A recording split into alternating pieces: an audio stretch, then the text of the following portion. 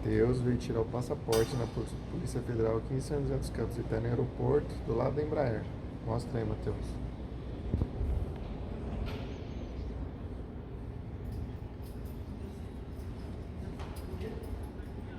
Aqui.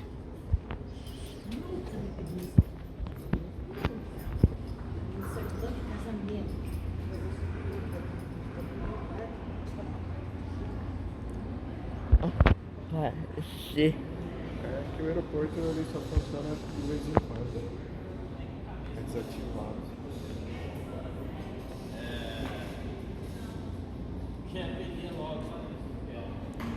Ah,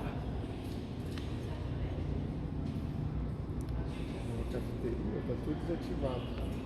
O aeroporto eu acho que tá desativado. É só para algum pouso ou outro extra.